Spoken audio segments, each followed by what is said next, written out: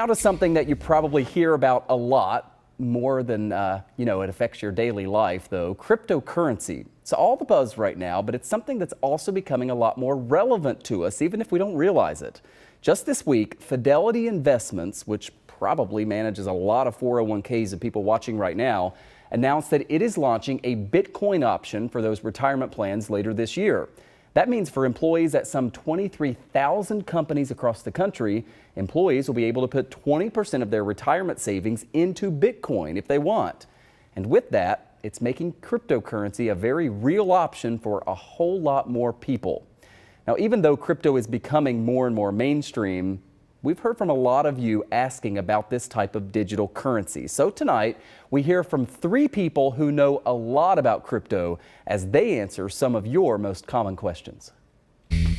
Let's start with the basics. What is cryptocurrency? Well, cryptocurrency is digital money that can be used as a secure form of payment. Nice and easy. So cryptocurrency is just a currency like a dollar or a peso or a euro. The difference between cryptocurrency and the dollar that you'd have in your wallet is that it only exists digitally. They don't make any paper copies. And it's not issued by a government. It's issued by the currency. So if somebody's willing to accept it to trade and barter for goods, it works just like a dollar or a euro. You're essentially purchasing something that is completely digital. And honestly, today, most of us don't transact in cash anymore, right? We do have paper money that exists, but most of us use credit cards or we make transfers with our online bank accounts or something like Venmo. In the financial world, we actually think of cryptocurrency as a new financial asset class. You might be familiar with other asset classes like real estate, stocks and bonds.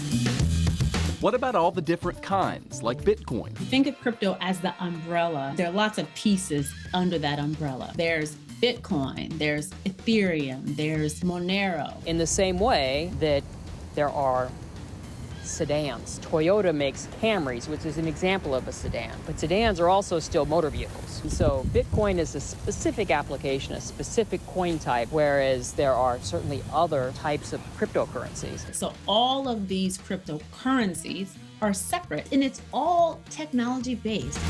How do these cryptocurrencies work? All of these, whether we're talking about Bitcoin, Ethereum, Shiba Coin, you might have heard about NFTs or non-fungible tokens. They all really use the same technology. We call it a distributed ledger. We're used to like a centralized ledger where I can keep track of things. So if I were to ask you, how much money do you have?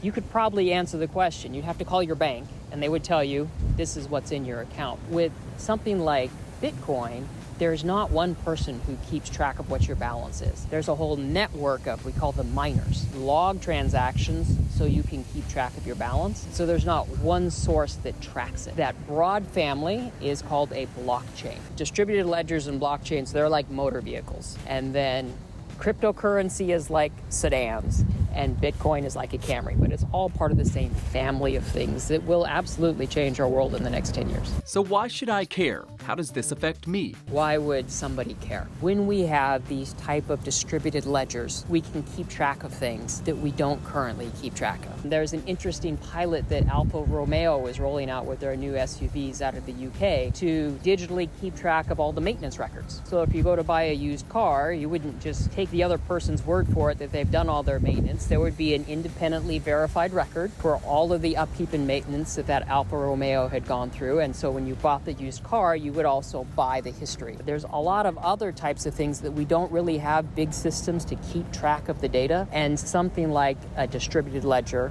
or a blockchain is an interesting technology that will allow us to do that in the future.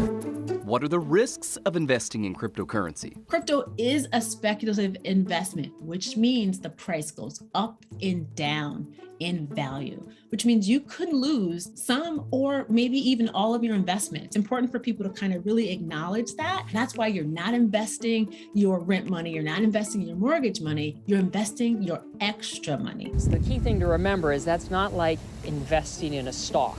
There's no dividend. The currency isn't going to grow. It won't be worth more unless more people want to use it. Because the supply doesn't change quickly, the price will go up. Drawback is that you're going to have a lot more volatility. So it's certainly something to consider.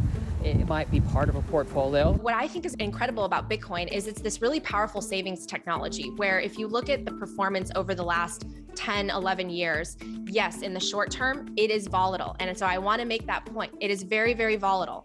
But if you zoom out long term, it is the best performing asset of our last decade. It's appreciated about 1,000,000% in the last 10 years. Will we transact in it someday as a currency? I don't know. But right now, I just think people should look at it as a store of value. And why would you want to spend something that's going up in value, right? Spend your dollars, which are decreasing in value, and save and hold your Bitcoin.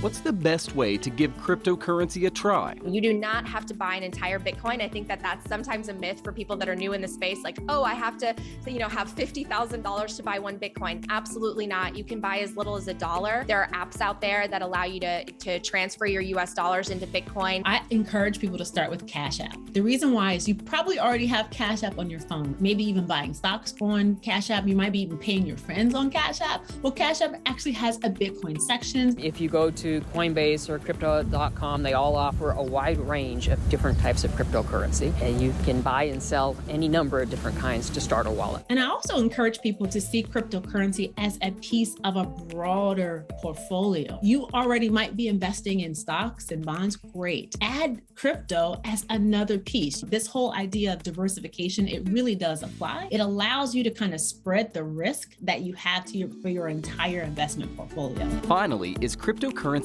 taxed? When you decide to sell, that will be a reportable taxable event, and you'll face capital gains tax just like if you sold a house in real life. So it's not something, again, that you want to buy and then sell and then buy back, because you will face taxes. This is, again, a savings account. This is like a 401k. You kind of set it and forget it and don't worry about it. And just like in the typical investing world, if you don't understand it, never invest in it. That's some good advice. So just yesterday, the CEO of Coinbase, which is a crypto exchange where you can buy and sell, predicted that by a decade from now, 1 billion people worldwide will have used the digital currency.